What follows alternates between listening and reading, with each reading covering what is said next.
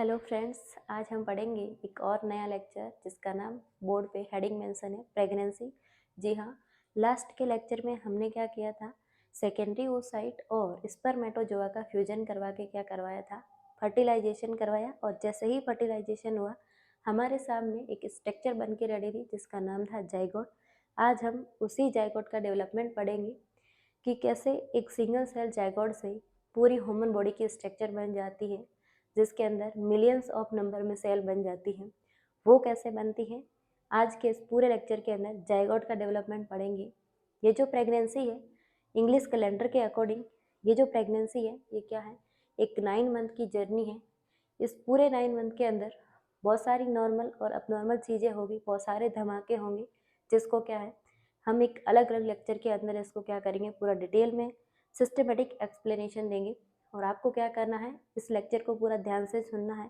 बहुत ही ज़्यादा इंटरेस्टिंग और इजी वे के अंदर समझाने के लिए मैं आपके सामने रेडी हूँ और आपको इसको समझना है।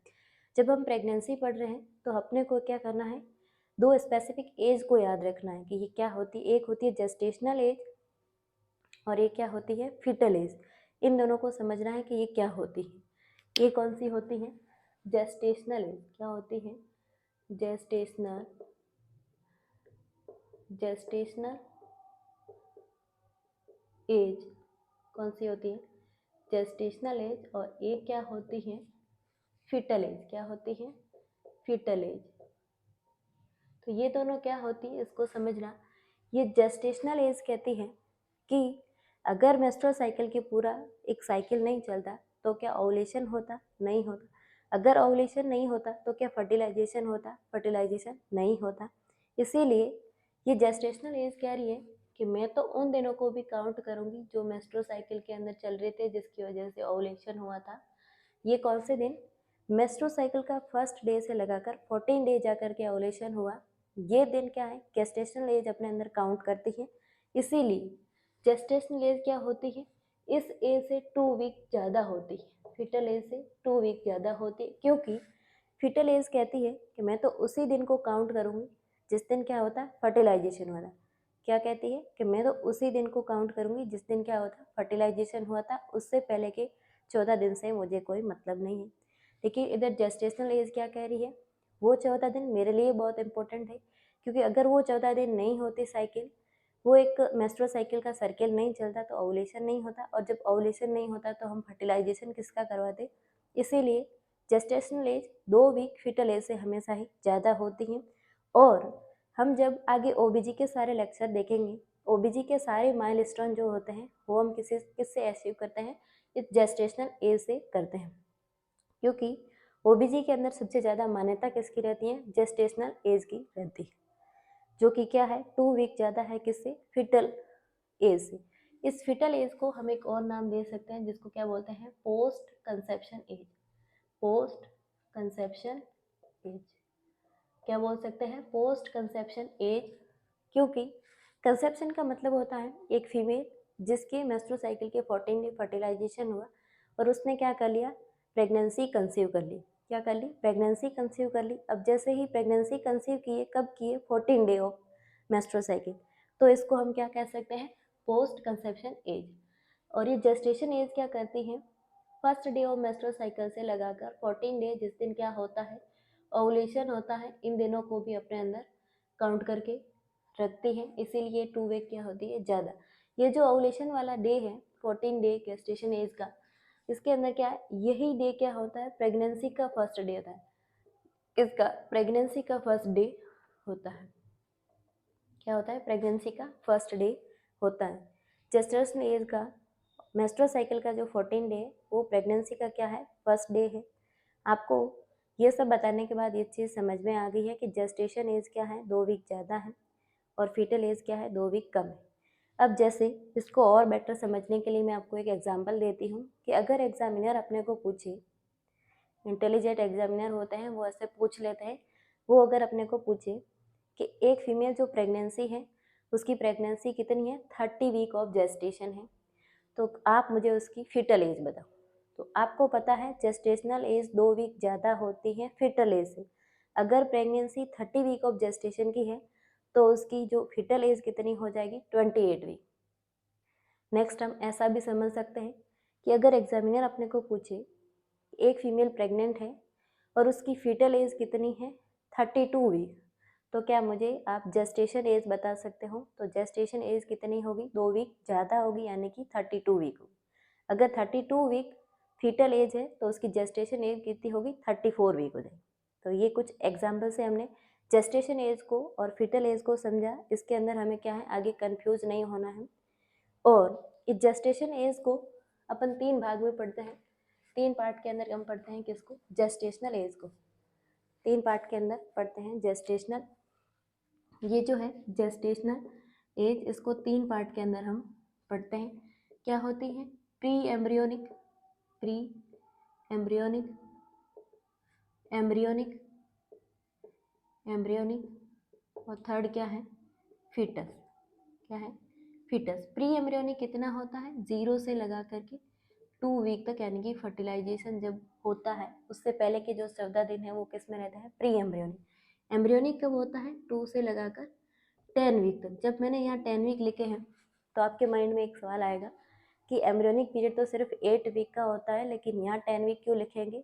यहाँ 10 वीक इसलिए लिखे हैं क्योंकि जो मेस्ट्रुअल साइकिल जेस्टेशन एज जो होती है वो किसको काउंट करती है, मेस्ट्रुअल साइकिल के फर्स्ट 14 डे को भी काउंट करती है, इसीलिए 2 वीक मैंने यहाँ लिखे हैं। लेकिन जब हम एम्ब्रियोलॉजी पढ़ते हैं तो उसके अंदर हम ये कितने वीक बताते हैं, उसको जेस्टेशन एज के 2 वीक काउंट नहीं करके हम क्या करते हैं, फीटल एज वाले काउंट करके उसको क्या बोलते हैं, 8 वीक बोलते हैं। ठीक है। और जो फीटस वाला है ये कब होगा, 10 वीक के लगाकर 14 वीक तक जितनी प्रेगनेंसी होती है वो क्या है, फीटल एज। तो जेस्टेशन एज को हम 3 पार्ट के अंदर पढ़ते हैं, प्री एम्ब्रियोनिक, एम्ब्रियोनिक और फीटल पार्ट। अब हम क्या पढ़ेंगे कि जो जाइगोट था अपने सामने, सिंगल सेल स्ट्रक्चर, इसका डेवलपमेंट पढ़ेंगे।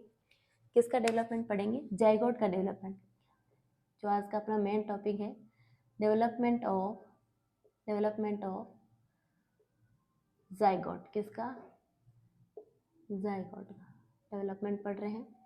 इस डेवलपमेंट को पढ़ने से पहले मैं कुछ डे मेंशन करती हूँ। वो डे आपको याद रखने हैं कि उसी दिन बहुत सारे धमाके होते हैं, बहुत सारे चेंजेस होते हैं, वो अपने पूरे जाइगोट डेवलपमेंट को समझने में हेल्प करेंगे। कौन कौन से day, first day of fertilization, fourth day of fertilization, fifth day of fertilization, 8th day of fertilization और 12th डे ऑफ फर्टिलाइजेशन। पूरा जाइगोट का डेवलपमेंट इन 5 स्टेप में कंप्लीट होगा। फर्टिलाइजेशन के दिन क्या होता है, फर्टिलाइजेशन के 4th डे क्या होता है, फर्टिलाइजेशन के 5वें दिन क्या होता है, फर्टिलाइजेशन के 8वें दिन क्या होता है और फर्टिलाइजेशन के 12वें दिन क्या होता है। तो सबसे पहले हम देखेंगे फर्टिलाइजेशन का फर्स्ट डे। क्या, फर्टिलाइजेशन का first day, first day of pregnancy या fertilization, first day of pregnancy, ये क्या है, अपनी पहली हेडिंग है। तो फर्स्ट डे ऑफ प्रेगनेंसी क्या होता है, ये क्या थी, अपनी यूटेराइन कैविटी, और ये क्या थी, एक सुंदर सी फैलोपियन ट्यूब, जहाँ क्या होता है, फर्टिलाइजेशन हुआ। अब यहाँ पे फर्टिलाइज होकर के यहाँ कौन बैठा है, जाइगोट। कौन बैठा है, जाइगोट। अब जब फर्टिलाइजेशन हो गया है, जाइगोट यहाँ बैठा है, तो जाइगोट क्या करता है, अपने आसपास के स्ट्रक्चर को पूछता है कि भाई फैलोपियन ट्यूब के अंदर मुझे 3 से 4 दिन रुकना तो है, लेकिन इसके लिए मुझे क्या चाहिए, न्यूट्रिशन।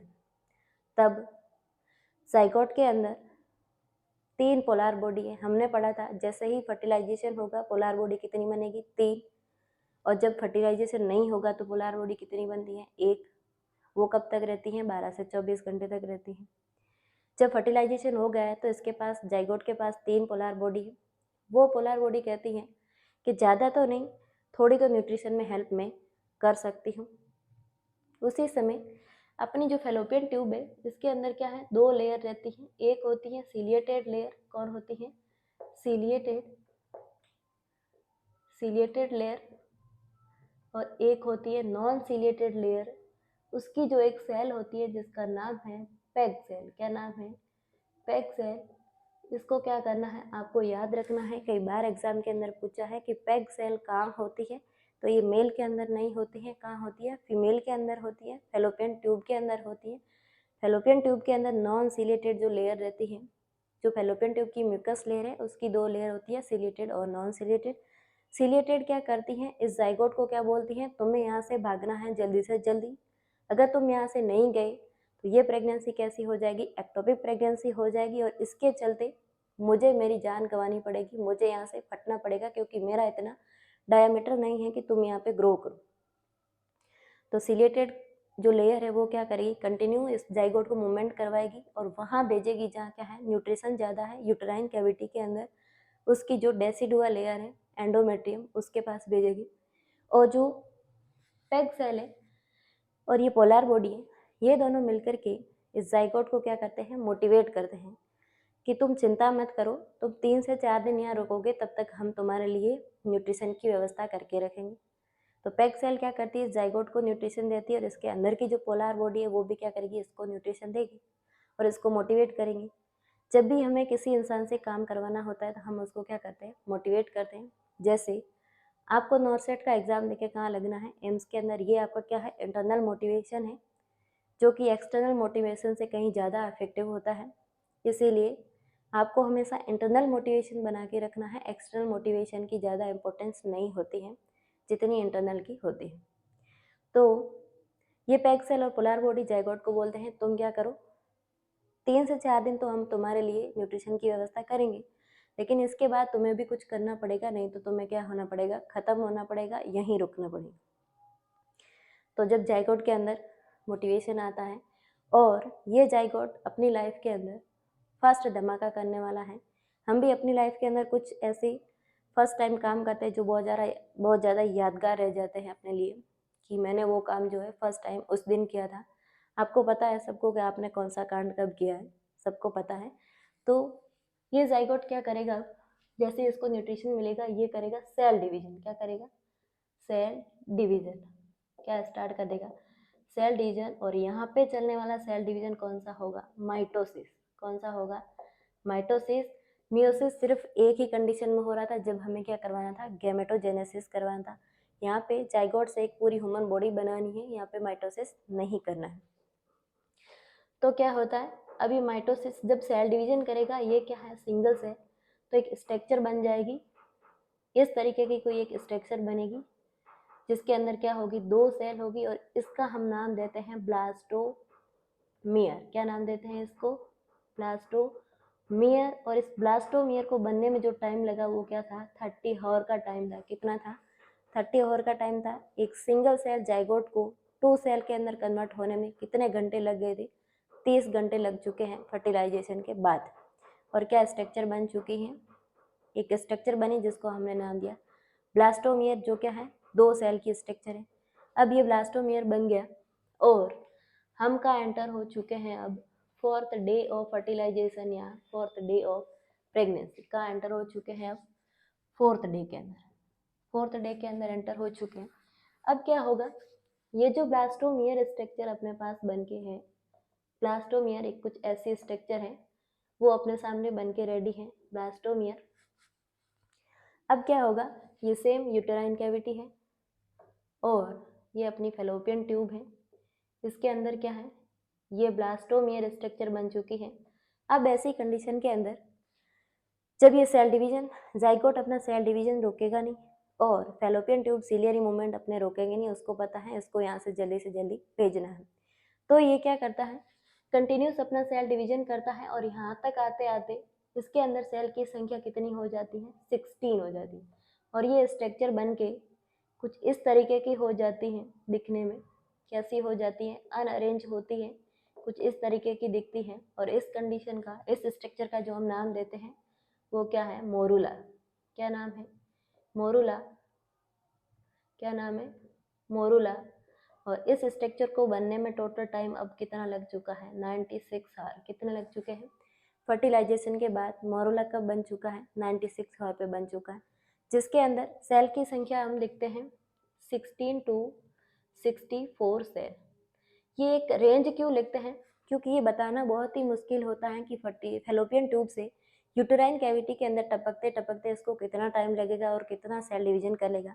माना कि ये ब्लास्टोमियर इधर है, इसने सेल डिवीजन करते करते यहाँ तक आते आते कितनी सेल बना दी है, 16 सेल बना दी। लेकिन यहाँ से यहाँ तक टपकने टपकते इसका मन हो गया यहाँ पे एक और सेल डिवीजन किया तो कितनी हो गई 32। यहाँ तक आते आते उसने एक और सेल डिवीजन कर लिया तो कितनी हो गई 64। इसीलिए हम क्या करते हैं, एवरेज वैल्यू बताते हैं। और करेक्ट एक वैल्यू बताना मुश्किल होता है कि मोरुला के अंदर कितने सेल का क्लस्टर होता है। अब ये मोरुला इस यूट्राइन कैविटी के अंदर आ गया है और इधर उधर अच्छी जगह देख रहा है कि कहाँ पे ज़्यादा न्यूट्रिशन है, वहाँ पे जाके मैं चिपक जाऊंगा। और इस चिपकने की प्रोसेस को हम क्या बोलते हैं, इम्प्लांटेशन। क्या बोलते हैं, इम्प्लांटेशन। तो ये क्या करता है, ज़्यादा न्यूट्रिशन वाली जगह देखने के लिए पूरा एक दिन घूमता है यूट्रस के अंदर। और उसी दौरान क्या होता है, यूट्रस के अंदर क्या चल रही है, सिक्रेटरी फेज चल रही है। तो ये क्या करता है, वहाँ घूमते ही घूमते अपने अंदर क्या कर देता है, फ्लूइड कलेक्शन कर देता है। तो 4th डे अपने साथ क्या हुआ, क्या इवेंट हुआ कि ब्लास्टोमियर कन्वर्ट हो गया किसके अंदर, मोरुला के अंदर। इसको टाइम कितना लग गया, फर्टिलाइजेशन के बाद 96 हो चुके हैं। और कितनी सेल बन चुकी हैं इसके अंदर, 16 से 64 सेल बन चुकी हैं। जितनी सेल ज़्यादा होती है उतनी एनर्जी ज़्यादा चाहिए, उतनी ज़्यादा न्यूट्रिशन की रिक्वायरमेंट है। इसीलिए ये यूट्रस की तरफ कंटिन्यू आ रहा है। और इस ब्लास्टोमियर का इस तरफ आने का 2 रीज़न रहते हैं। अगर आपको पूछे कि ये जो जाइगोट है, ब्लास्टोमियर बना फिर मोरुला बना, ये यूट्रस की तरफ क्यों जा रहा है, इसके 2 रीजन। एक तो इसको क्या जरूरत है, न्यूट्रिशन की। क्या जरूरत है, हाई न्यूट्रिशन की जरूरत है, जो फेलोपियन ट्यूब में नहीं है। दूसरा क्या है, फेलोपियन ट्यूब की जो सीलिया है, ये जो क्या करती है, सीलियरी मूवमेंट को कंटिन्यू कर रही है इसको भेजने के लिए कि कहीं यहाँ रुका तो क्या हो जाएगा, एक्टोपिक प्रेगनेंसी हो जाएगी। इन 2 कारणों की वजह से ये ब्लास्टोमियर मोरुला में कन्वर्ट होता है और कहाँ आ जाता है, यूटेराइन कैविटी के अंदर। और अब हम कहाँ एंटर हो चुके हैं, फर्टिलाइजेशन के 5वें दिन के अंदर एंटर हो चुके हैं। कहाँ पे, फर्टिलाइजेशन के 5वें दिन के अंदर आ चुके हैं। अब कहानी कहाँ आ चुकी है, फर्टिलाइजेशन का 5वां दिन आ गया, यानी कि 5th डे आ चुका है। अब क्या है, अपने पास ये जो मोरुला है, ऐसी स्ट्रक्चर अपने सामने 4th डे बन के रेडी थी, जिसको 96 आवर लगे और क्या बन चुकी है स्ट्रक्चर, वो मोरुला। अब क्या है, ये यूट्राइन कैविटी के अंदर आता है। और यूट्राइन कैविटी के अंदर अब कौन सी फेज चल रही है, अपन ने मेस्ट्रुअल साइकिल के अंदर पढ़ा था, एक तो ओवेरियन साइकिल पढ़ा था और एक क्या पढ़ा था, यूट्राइन साइकिल पढ़ा। इस दौरान यूट्रस के अंदर कौन सी फेज चल रही है, सिक्रेटरी फेज, ल्यूटियल फेज चल रही है। और उसके अंदर क्या है, बहुत ज़्यादा सिक्रेशन है, बहुत ज़्यादा न्यूट्रिशन भरा हुआ है। तो ये जो मोरुला है, ये जैसे यूट्राइन कैविटी के अंदर आता है तो ये क्या करता है, ऑस्मोसिस के सिद्धांत से बाहर के फ्लूइड को, बाहर के म्यूकस को अपनी तरफ खींच के क्या हो जाता है, बड़ा हो जाता है। और अपने सामने 2 वर्ड आते हैं, क्या आते हैं इसको देखना। एक आता है वर्ड ब्लास्टोसिस, दूसरा वर्ड अपने पास आता है एक होता है ब्लास्टूला, एक वर्ड अपने सामने होता है ब्लास्टूला, और दूसरा नाम क्या होता है, ब्लास्टोसिस्ट। मोरुला जैसे ही यूट्राइन कैविटी में आया उसको हमने क्या बोला, ब्लास्टूला। और ब्लास्टूला की जो मीनिंग होती है वो क्या होता है, arrangement of cell into 2 group. क्या होता है, 2 ग्रुप। वो 2 कौन से ग्रुप है अभी मैं बताती हूँ आपको। ब्लास्टूला की सिंपल सी मीनिंग है, सेल का अरेंजमेंट होना है कितने, 2 ग्रुप के अंदर, उसको हम बोलते हैं ब्लास्टूला। हमारे पास कौन आया था, मोरुला यूट्राइन कैविटी में आया, उसको हमने बोल दिया ब्लास्टूला। और ब्लास्टोसिस्ट इसको इसलिए बोलते हैं क्योंकि ये क्या करता है, बाहर के सारे म्यूकस को, सिक्रेशन को अपनी तरफ खींच लेता है और इसकी साइज फूल के बड़ी हो जाती है। जब भी किसी सैक लाइक स्ट्रक्चर के अंदर फ्लूइड जाता है तो उसके पीछे क्या लग जाता है, सिस्ट वर्ड लग जाता है। इसीलिए इस स्ट्रक्चर को हम क्या बोलते हैं, ब्लास्टोसिस्ट बोलते हैं। अब ये जो ब्लास्टोसिस्ट है, ये 2 ग्रुप के अंदर अरेंजमेंट कुछ ऐसी इस तरीके से होता है। आप इसको ध्यान से देखना, ज़्यादा स्ट्रक्चर अच्छी बनती नहीं है मेरे से, पर आप इसको ध्यान से देखना। कुछ सेल मोरुला वाली बाहर की तरफ अरेंज हो जाएगी, उस म्यूकस की वजह से क्या हो जाएगी, बाहर की तरफ अरेंज होगी। क्या होगी, कुछ इस तरीके से बाहर की तरफ अरेंज हो जाएगी। और कुछ सेल क्या है, अपना क्लस्टर बना के अंदर की तरफ अरेंज हो जाएगी। और इनके बीच में क्या हो जाएगा, स्पेस। और इस स्पेस को हम नाम देते हैं ब्लास्टोसेल बोलते हैं। क्या बोलते हैं, ब्लास्टोसेल। और जो ये आउटर स्ट्रक्चर है इसको हम बोलते हैं OCM, और जो ये इनर स्ट्रक्चर अपने सामने है इसको बोलते हैं ICM। क्या बोलते हैं? ICM और OCM। द वर्ड OCM की मीनिंग होती है आउटर सेल मास। क्या होता है? Outer cell mass. और ICM की मीनिंग होती है इनर सेल मास। ये जो OCM है इसको हम एक और नाम दे देते हैं इस दौरान, इसको बोल देते हैं ट्रोफोब्लास्ट। क्या बोल देते हैं? ट्रोफोब्लास्ट। जो क्या है? आउटर सेल का अरेंजमेंट है, ये क्या है? ट्रोफोब्लास्ट। इसको हम क्या बोल सकते हैं? Outer cell mass. जो अंदर की तरफ सेल का क्लस्टर बना है इसको हम बोलते हैं इनर सेल मास। और एक और नाम हम इसको दे सकते हैं एम्ब्रियोब्लास्ट। क्या देते हैं? एम्ब्रियोब्लास्ट। क्या नाम दे दिया इनर वाले को? एम्ब्रियोब्लास्ट। तो अपने सामने कौन आया था? ब्लास्टुला आया। इसके अंदर बहुत सारा म्यूकस भरा, इसलिए इसको क्या बोलते हैं? ब्लास्टोसिस्ट। इसके अंदर फ्लूइड भरने की वजह से कुछ सेल जो होती है बाहर की तरफ अरेंज हो जाती है और कुछ सेल जो है अंदर की तरफ अरेंज होती है। इसको हमने नाम दिया OCM और ICM। OCM का मतलब होता है आउटर सेल मास और ICM का मतलब होता है इनर सेल मास। जो आउटर साइड है वो कौन है? ट्रोफोब्लास्ट। और जो इनर साइड सेल का क्लस्टर है उसको हमने क्या नाम दिया? एम्ब्रियोब्लास्ट। अब देखना, एक फीमेल जो प्रेग्नेंट है उसकी यूट्राइन कैविटी के अंदर कितनी स्ट्रक्चर होती है आपको बतानी है। तो आप ऊपर सुपरफिशियली बता सकते हैं। एक तो स्ट्रक्चर जो होती है यूट्रस से चिपकी रहती है उसको हम नाम देते हैं प्लासेंटा। क्या नाम देते हैं? प्लासेंटा। एक स्ट्रक्चर होती है जो कौन होता है? फीटस होता है।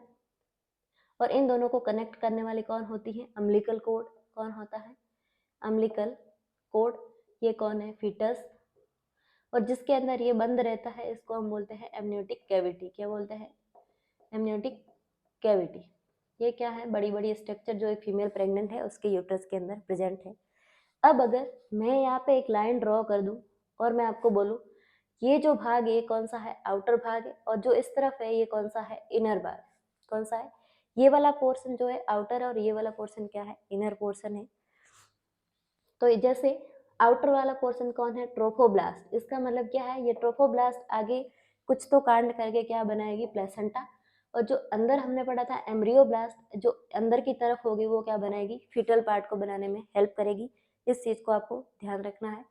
एक और चीज इंपॉर्टेंट होती है इस 5वें दिन पे, जिसका नाम क्या है? जोना हैचिंग। क्या नाम होता है? जोना हैचिंग।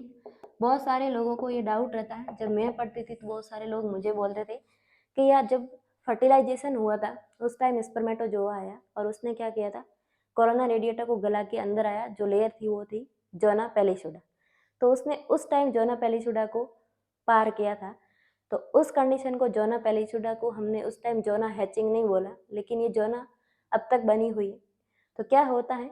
जब एक सेकेंडरी oocyte है उसकी बाहर की लेयर कौन है? Corona radiata. उसके बाद कौन आती थी? जोना पेलिशुडा। अब जब एक स्पर्म आ रहा है उसकी एक टोपी थी जिसको हमने नाम दिया था एक्रोसोमल कैप। और उसके अंदर एक एंजाइम था, उस एंजाइम का नाम था हाइलुरोनाइडेज एंजाइम। जैसे ही ये दोनों आपस में टकराते हैं तब क्या कंडीशन होती है कि स्पर्म अपनी टोपी खो देता है। उसके अंदर से जो एंजाइम निकलता है वो क्या कर देता है? कोरोना रेडिएटा को गला देता है। और उसको गलाने के बाद एक प्रोटीन की हार्ड स्ट्रक्चर जोना पेलिशुडा जो सेकेंडरी oocyte को प्रोटेक्ट कर रही थी उसको क्या कर देता है? कवर। जैसे ही उसके अंदर एंटर होता है एक, तो ये क्या कर देती है? बाकी के सारे गेट बंद करके अपने को मजबूत बना लेती है, जो कि फर्टिलाइजेशन के 5वें दिन तक अब तक क्या है? बनी हुई है इसके ऊपर। अब क्या हो रहा है? ये जो ब्लास्टुला है इसके अंदर क्या हुआ? फ्लूइड फिल्ड हुआ। जैसे ही किसी कैविटी के अंदर फ्लूइड फिल्ड होता है बाहर की स्ट्रक्चर का क्या होता है? स्ट्रेचिंग होती है। हम किसी भी चीज़ को जरूरत से ज़्यादा खींचते हैं तो उसकी क्या होती है? स्ट्रेचिंग। और एक लिमिट के बाद में वो क्या होती है? फट जाती है, रैप्चर हो जाती है। तो जोना हैचिंग का मतलब होता है rupture of zona pellucida, zona pellucida due to mucus absorb by blastula. क्यों रैप्चर हो रही है? क्योंकि यूट्राइन कैविटी से म्यूकस को ब्लास्टुला ने अपने अंदर खींचा, इसलिए इसका नाम ब्लास्टोसिस्ट बन गया। और इसी दौरान ज़्यादा खींचने की वजह से अब क्या हो रही है? जोना हैचिंग हो गई, यानी कि जोना पेलिशुडा रैप्चर हो चुकी है। ये कब होती है? फर्टिलाइजेशन के 5वें दिन होती है। और ये एग्जाम के अंदर बहुत बार पूछा गया है, इसको ध्यान रखना है, इसके कंसेप्ट को याद रखना है कि जोना हैचिंग होती क्या है। जोना पेलिसुडा का रप्चर होना क्यों होती है? क्योंकि यूट्राइन कैविटी के अंदर जो फ्लूइड था उसने ब्लास्टूला ने अपने अंदर ले लिया, इसलिए उस स्ट्रक्चर के अंदर सेल का अरेंजमेंट हो गया, आउटर साइड और इनर साइड हो गया। आउटर साइड को हमने ट्रोफोब्लास्ट बोला, इनर साइड को हमने एम्ब्रियोब्लास्ट बोल दिया, उसके बीच में जो स्पेस रहा उसको हमने ब्लास्टोसिल बोल दिया। और ऐसी कंडीशन में ओवर स्ट्रेचिंग होती है और जोना पेलिसुडा की जो आउटर लेयर वो क्या हो जाती है, रप्चर हो जाती है, उसको हम क्या बोलते हैं, जोना हैचिंग बोलते हैं। ये कांड कब हुआ था? 5वें दिन हुआ था, फर्टिलाइजेशन के 5वें दिन। अब हम एंटर हो चुके हैं 8वें दिन के अंदर। कब कहाँ एंटर हो चुके हैं? 8वें दिन के अंदर। फर्टिलाइजेशन का 8वां दिन आ गया या प्रेगनेंसी का 8वां दिन आ चुका है। अब क्या है, अपने सामने अब तक कितनी स्ट्रक्चर बन चुकी? सबसे पहले ब्लास्टोमियर बना 30 घंटे के अंदर, उसके बाद क्लस्टर बना बहुत सारी सेल का जिसको हमने मोरूला बना, 96 सेल लगे। उसके बाद जैसे ही वो यूट्राइन कैविटी में आया उसको हमने क्या बोला, ब्लास्टूला बन गई। ठीक है, ब्लास्टूला और वो जो बन गए, अब क्या होगा, जो ट्रोफोब्लास्ट बनाया था हमने ओसीएम से 5वें दिन पे, ओसीएम से हमने जो ट्रोफोब्लास्ट बनाया वो भी 2 लेयर प्रिपेयर कर देगा। जो हमने एम्ब्रियोब्लास्ट बनाया था inner side, inner cell mass से, वो भी अपनी 2 स्ट्रक्चर बना देगा। कैसे, इसको समझना। ट्रोफोब्लास्ट से क्या बनेगा, ट्रोफोब्लास्ट से 2 लेयर और बन जाएगी। ट्रोफोब्लास्ट से क्या होगा, 2 लेयर और बन जाएगी। क्या होगा, 2 लेयर और बन जाएगी। और आउटर लेयर के अंदर इस तरीके से बहुत सारे क्या होंगे, डॉट होंगे। क्या होंगे, बहुत सारे डॉट होंगे। और इनर सेल के अंदर ऐसे हमने बहुत सारी क्या कर दी, लाइनिंग कर दी। क्या कर दी, बहुत सारी लाइनिंग कर दी। और फिर क्या किया, इसके अंदर भी बिंदियाँ लगा दी हमने इस तरीके से, ये डॉट लगा दिए पूरी इनर सेल वाले को।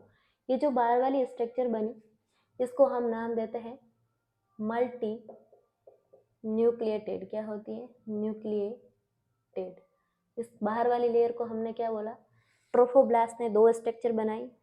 जो बाहर वाली थी उसको हमने नाम क्या दिया था, मल्टी न्यूक्लिएटेड। क्या नाम दिया, मल्टी न्यूक्लिएटेड। और जो ये लाइनिंग वाली और डॉट वाली है इस लेयर को हमने नाम दिया मल्टी सेलुलर। क्या नाम दिया, मल्टी सेलुलर लेयर। और इस मल्टी न्यूक्लिएटेड को हम क्या बोलेंगे, सिंसिजियो। सिंसिजियो। और इसके पीछे ट्रोफोब्लास्ट इसलिए लग रहा है क्योंकि जब भी हम अपना कहीं नाम लिखते हैं तो उसके पीछे अपने फादर का नाम आता है। क्यों आता है, क्योंकि अपनी फादर की हम संतान है, अपने को बनाने वाले कौन है, अपने फादर हैं। तो इस सिंसिजियो को कौन बना रहा है, ट्रोफोब्लास्ट बना रही, क्योंकि ट्रोफोब्लास्ट ने 2 स्ट्रक्चर बनाई है, एक तो मल्टी न्यूक्लिएटेड बना दी और एक कैसी बना दी, मल्टी सेलुलर बना दी। अब जो सिंसिजियो है उसके फादर ने बना है तो उसका नाम पीछे लगेगा, इसीलिए हम इसको बोलते हैं सिंसिजियो ट्रोफोब्लास्ट। क्या बोलेंगे, सिंसिजियो ट्रोफोब्लास्ट। और जो ये मल्टी सेलुलर है इसको हम क्या बोलेंगे, साइटोट्रोफोब्लास्ट। क्या बोलेंगे, साइटोट्रोफोब्लास्ट बोल दिया। ये किसने बनाया था, ट्रोफोब्लास्ट ने। और जो अंदर कौन था, एम्ब्रियोब्लास्ट था। अब एम्ब्रियोब्लास्ट भी क्या बनाएगा, 2 स्ट्रक्चर बना देगा अपने से। वो कुछ इस तरीके की होगी, वो कैसी होगी, कुछ इस तरीके की बन के रेडी हो जाएगी। और इसका नाम है वी और इसका है डी। वी का मतलब होता है वेंट्रल और डी का मतलब होता है डोर्सल। क्या होता है, डोर्सल। अब अगर किसी चीज़ को ऐसे पकड़ती हूँ तो आप इसको बोलेंगे दाएं बाएं। अगर मैं किसी चीज़ को ऐसे पकड़ती हूँ तो आप बोलेंगे ऊपर नीचे। अगर मैं किसी चीज़ को ऐसे पकड़ रही हूँ तो आप बोलेंगे आगे पीछे। अगर आपको डोर्सल और वेंट्रल का पता है कि ये मेरा एक हाथ है, इसकी जो ये वाली सरफेस है ये कैसी सरफेस है, वेंट्रल है। और जो ये आउटर सरफेस है ये कौन सी है, डोर्सल है। आउटर वाली डोर्सल, इनर वाली वेंट्रल। तो जो ये आउटर होगी डोर्सल, ये क्या बनाएगी, अब ये दोनों मिल करके जर्म सेल बनाएगी। अपनी पूरी बॉडी के सारे ऑर्गन, बाल, kidney, heart, brain, genital organ, नाखून, ये सारी चीज़ें किससे बनती हैं, जर्म सेल से बनी हैं। चाहे आप मेडिकल सर्जिकल में जाके पढ़ो, चाहे आप ओबीजी के अंदर पढ़ो, चाहे किसी और सब्जेक्ट के अंदर पढ़ो, जर्म सेल क्या करती हैं, ये अपनी पूरी बॉडी का ढांचा खड़ा करती हैं, सारी स्ट्रक्चर को बनाती हैं। ये स्ट्रक्चर अपने अपने हिस्से की सारी स्ट्रक्चर को बनाती हैं। तो जो डोर्सल वाला पार्ट है ये क्या बनाएगा, एक्टोडर्म। किसको बनाएगा, एक्टोडर्म। एक्टोडर्म खुद तो आया नहीं है, लेकिन उसको बनाने वाली स्ट्रक्चर आ चुकी है जिसको हमने नाम दिया था डोर्सल। और जो वेंट्रल वाली है ये किसको बना देगी, एंडोड्रम को, एंडोड्रम को। अब पीछे कौन बच गया, मेसोड्रम, उसको भी हम आगे बनाएंगे। और जब दो जर्म सेल को एक साथ बनाने वाली स्ट्रक्चर आ चुकी है तो इस स्ट्रक्चर को हम क्या बोलेंगे, बाइलेमिनार डिस्क। क्या नाम दिया, बाइलेमिनार डिस्क। इस पूरी स्ट्रक्चर को हमने क्या नाम दिया, बाइलेमिनार डिस्क, क्योंकि ये दो जर्म सेल को बनाने वाली स्ट्रक्चर आ चुकी है, एक्टोडर्म को और इसको एंडोडर्म को बनाने वाली स्ट्रक्चर आ गई। अब पीछे एक जर्म लड़ रही है जिसको हम नाम देंगे मेसोड्रम। उसको मैं आगे समझाऊंगी आपको कि मेसोड्रम कैसे बनता है। और अब अपने सामने कंडीशन क्या बन चुकी है कि ट्रोफोब्लास्ट ने दो स्ट्रक्चर बनाई, मल्टी न्यूक्लिएटेड और मल्टी सेलुलर। मल्टी न्यूक्लिएटेड को हमने बोला सिंसिजियो ट्रोफोब्लास्ट और मल्टी सेलुलर को हमने क्या नाम दिया था, साइटोट्रोफोब्लास्ट। एम्ब्रियोब्लास्ट ने भी दो स्ट्रक्चर बनाई, डोर्सल एस्पेक्ट बनाया और एक वेंट्रल एस्पेक्ट बनाया। वो क्या बनाएगी, जर्म सेल को, जर्म सेल क्या करेगी, अपनी पूरी बॉडी के ऑर्गन का डेवलपमेंट करेगी। तो एक तो एंडोड्रम और एक एक्टोड्रम अपने पास आ चुकी है। अब दोनों जर्म सेल को बनाने वाली एक साथ स्ट्रक्चर आई, इसलिए हमने इसको नाम क्या दिया था, बाइलेमिना डिस्क। ठीक है, ये जो सिंसिजियो ट्रोफोब्लास्ट है ये किसका प्रोडक्शन करती है, एससीजी हार्मोन का। और आगे जाकर यही सिंसिजियो ट्रोफोब्लास्ट अपने अंदर से विलाइज निकालेगी और प्लेसेंटा का डेवलपमेंट करना शुरू कर देगी। तो ये जो एससीजी हार्मोन है अब क्या करेगा, प्रेगनेंसी का हेडमास्टर बना रहेगा। और ये एससीजी हार्मोन अब जो कॉर्पस ल्यूटियम बनेगी, कॉर्पस ल्यूटियम बनी थी, उसको जाकर के बोलेगा तुम्हें अपना काम रोकना नहीं है, तुम्हें क्या करना है, कंटिन्यूस प्रोजेस्टेरोन हार्मोन निकालते रहना है, क्योंकि जैसे ही प्रोजेस्टेरोन डाउन होगा प्रेगनेंसी का क्या हो जाएगा, टर्मिनेशन। इसीलिए मेंटेनेंस ऑफ प्रेगनेंसी हार्मोन हम किसको बोलते हैं, प्रोजेस्टेरोन को। एससीजी हार्मोन किस पे इफेक्ट करता है, आपको बोलना है कॉर्पस ल्यूटियम को बोलता है कि तुम क्या बनाओ, प्रोजेस्टेरोन हार्मोन। तो ये इंपॉर्टेंस है इसकी सिंसिजियो ट्रोफोब्लास्ट की। ठीक है, और अब हम इतना डेवलपमेंट पढ़ने के बाद अब हम एंटर हो चुके हैं 12th डे ऑफ प्रेगनेंसी। किसके अंदर, 12th डे ऑफ फर्टिलाइजेशन या 12th डे ऑफ प्रेगनेंसी के अंदर एंटर हो चुके हैं। अब तक हमने क्या पढ़ा था, एक सिंगल सेल जाइगोट था जिसको हमने नाम क्या दिया था, जाइगोट। क्या नाम दिया था, जाइगोट। फिर इससे एक आगे बढ़े थे, एक स्ट्रक्चर बनी जिसको हमने नाम दिया था कुछ इस तरीके की थी, जिसको हमने नाम दिया था ब्लास्टोमियर। क्या बना था, ब्लास्टोमियर। इसको टाइम कितना लग गया था, 30 हार्स लग चुके थे। इसके बाद एक और क्लस्टर बना जो दिखने में कुछ ऐसा था, जिसको हमने नाम क्या दिया था, मोरूला। क्या नाम दिया था, मोरूला। इसको टाइम कितना लग गया था, 96 आवर लग चुके थे। इसके बाद हमारे सामने 5th डे जो स्ट्रक्चर थी उसको हमने नाम दिया था ब्लास्टोसिस्ट या ब्लास्टूला दिया था। कुछ सेल बाहर अरेंज हुई थी, कुछ अंदर हुई थी और बीच में स्पेस रहा, उसको हमने क्या बोला था, ब्लास्टोसिल बोला था। ये क्या था, ब्लास्टूला। कब बना था, 5th डे। और अब जब 8वें दिन हम एंटर हुए तो इसी ब्लास्टूला ने जो बाहर की स्ट्रक्चर है उसने भी 2 लेयर बनाई। क्या बनाई थी, 2 लेयर बनाई थी। सिंसिजियो ट्रोफोब्लास्ट और साइटोट्रोफोब्लास्ट बना था। क्या बना था, एक तो सिंसिजियो बना और एक क्या बना था, साइटो। और अंदर क्या बने थे, एम्ब्रियोब्लास्ट ने भी 2 स्ट्रक्चर बनाई, डोर्सल एस्पेक्ट बनाया एक्टोड्रम के लिए और वेंट्रल एस्पेक्ट बनाया, डोर्सल एस्पेक्ट बना एक्टोड्रम के लिए और वेंट्रल सरफेस से क्या बनेगा, एंडोड्रम। क्या बनेगा, एंडोड्रम। ये जो प्रोसेस है ये कब तक हो चुकी है, पहले अपने पास जाइगोट था, फिर अपने पास ब्लास्टोमियर बना, फिर मोरूला बना, फिर ब्लास्टूला बना। अब अपने सामने 8वें दिन ये स्ट्रक्चर बन के रेडी है कि ट्रोफोब्लास्ट ने भी 2 लेयर बना दी, एम्ब्रियोब्लास्ट ने भी 2 बना दी। अब हम एंटर हो चुके हैं 12th डे। 12th डे के अंदर जो पूरा डिस्कशन है वो हम अगले लेक्चर के अंदर पढ़ेंगे। इसके अंदर क्या होता है, अब सिंसिजियो ट्रोफोब्लास्ट अपने अंदर से विलाई निकालेगी और कहाँ तक जाएंगे वो विलाई, डेसिडुआ तक जाएंगे और डेसिडुआ से क्या करेंगे, न्यूट्रिशन रिसीव करेंगे अपने डेवलपमेंट के लिए। तो आपको क्या करना है, यहाँ से एक तो और सवाल और बनता है जो आपने छोड़ दिया था, वो क्या था कि फर्टिलाइजेशन कब होता है, इम्प्लांटेशन कब होता है, तो आपको जवाब देना है 6th day of fertilisation. Fertilisation के 6 दिन बाद क्या होता है, इम्प्लांटेशन होता है, क्योंकि हमने देखा था 3 से 4 दिन तक जाइगोट कहाँ था, फैलोपियन ट्यूब में। 4th डे अंदर आया, 5वें दिन ये क्या बना, ब्लास्टुला बना। अब जब ये पूरा बन के रेडी है तो अब क्या करेगा, ये डेसिडुआ से चिपकेगा। कौन से दिन, 6ठे दिन चिपकेगा। कई बार कुछ बुक के अंदर 7वां दिन लिखा है, लेकिन हमको जो प्रिफर्ड करना वो कौन सा दिन है, 6ठा दिन है फर्टिलाइजेशन का। उस दिन इम्प्लांटेशन होता है और 8वें दिन तक इतनी स्ट्रक्चर बन जाती है। और 12वें दिन जाकर के क्या होगा, अब सिंसिजियोट्रोफोब्लास्ट अपने अंदर से विलाइज निकाली, वो विलाई कहाँ जाएगी, डेसिडुआ तक, और वहाँ से क्या करेगी, न्यूट्रिशन रिसीव करेगी। लेकिन डेसिडुआ के पास न्यूट्रिशन कौन लाता है, मायोमेट्रियम। कौन लाती है, मायोमेट्रियम। वो कहाँ से लाती है, मैटरनल ब्लड वेसल्स होती है मायोमेट्रियम की, वो न्यूट्रिशन खाली करती है डेसिडुआ के अंदर।